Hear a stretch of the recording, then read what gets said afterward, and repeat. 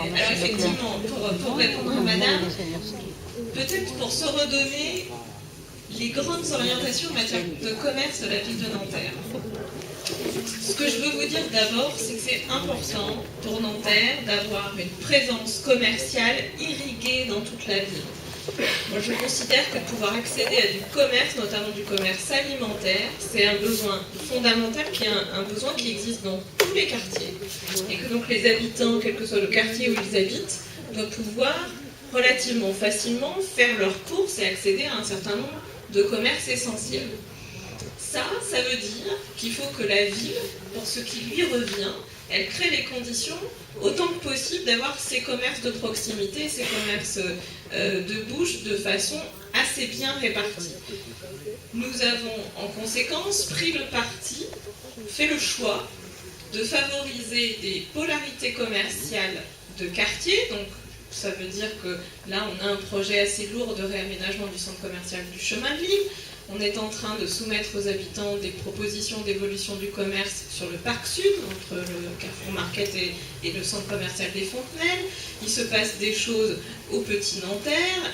Il y a eu des contacts approfondis. On essaye de booster un petit peu aussi le centre commercial Balzac. Bref, il faut avoir de la présence commerciale dans tous les quartiers. La deuxième conséquence, c'est qu'en revanche, il y a un endroit qui est l'endroit de tous les Nantériens, c'est le centre-ville. Voilà, et moi je considère que dans le centre-ville plus particulièrement, on va avoir une diversité de commerces et il faut que ce commerce il soit attractif pour tout le monde. Donc il y a un vrai investissement municipal en termes d'animation, mais aussi en termes financiers, pour que le centre-ville soit dynamisé par rapport à ce qu'on a pu connaître dans les années 90, où il y a eu une valse d'enseignes, on a eu beaucoup de commerces traditionnels qui ont été remplacés par des agences immobilières, des agences d'intérim, des agences bancaires.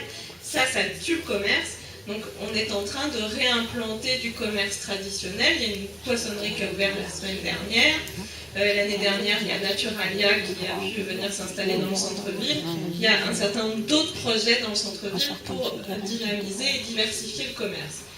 La troisième conséquence, et c'est un choix qui est assumé par la ville de Nanterre et que j'assume tout particulièrement, c'est de dire, pour que les deux premiers points qui nous semblent essentiels vivent, c'est-à-dire le commerce dans les quartiers et le commerce du centre-ville, nous ne souhaitons pas qu'il y ait des surfaces, des grandes surfaces, des hypermarchés qui s'implantent de façon diversifiée, et en tout cas de façon excessive, sur la ville.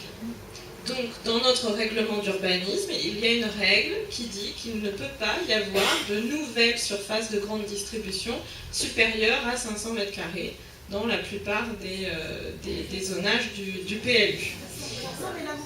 Alors, si vous permettez, je vais terminer. Donc, cela veut dire qu'effectivement, nous faisons ce choix de favoriser une présence des commerces au plus près de là où sont leurs clients, c'est-à-dire au plus près des habitants, plutôt que d'avoir des grandes zones commerciales, comme ça peut être ce qu'on observe souvent plutôt en grande banlieue, quand même, qu'en petite couronne, qui, à mon sens, et c'est le choix qui a été fait par l'ensemble de la municipalité, génère un certain nombre de difficultés de circulation, d'accès et des nuisances qui ne paraissent pas être souhaitables en zone dense et en petite couronne.